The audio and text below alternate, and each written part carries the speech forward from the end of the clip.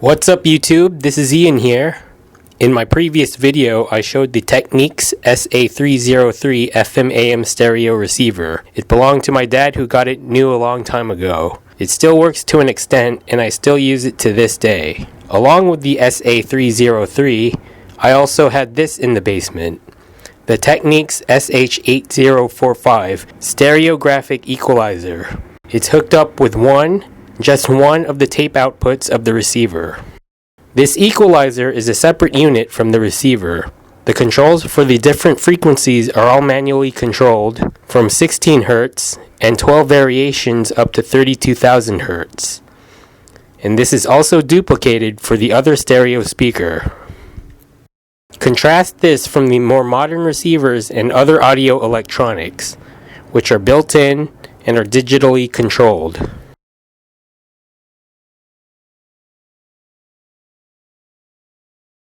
If you're familiar with MP3 player software such as Winamp and iTunes, those may have their own equalizers that the user can control. Most likely you won't even fudge with those controls since there are presets. The SH-8045, being a manually controlled equalizer, have to be adjusted for each of the 12 frequencies and for each of the two speakers by hand. It's tedious to say the least.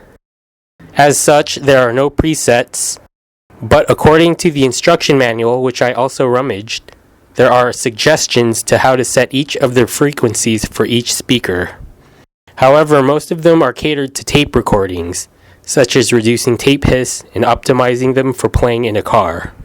There are a few suggestions for different types of music or playing different types of sound. But another thing about equalizing audio properly depends on a lot of other factors, including but not limited to speaker placement and the acoustics of the room. The other controls include basic functions, such as activating the equalizer itself or just having the box act as a pass-through. And even then, you could also control if the equalizer affects the speakers or what's supposed to be the output to where it's supposed to record to tape. The connections on the rear include line in, line out, where the tape player would normally connect to the receiver directly. What connects to the receiver from this box are the rec out playback ports. They're all typical dual RCA jacks, normal for stereo audio, and they're appropriately color-coded white and red. The rec out playback ports also have a different connection for carrying both pairs of information. I believe it's an XLR connection, which I have no device that uses them. Because the SA-303 that I own has some issues with the audio being unbalanced, I no longer use this equalizer with it. Instead, I repurposed it as somewhat of an audio splitter where the line out and rec out are routed to different playback devices and speakers from the single line-in source.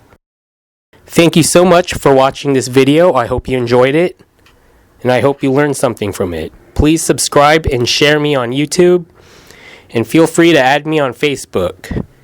Peace out, K-Town.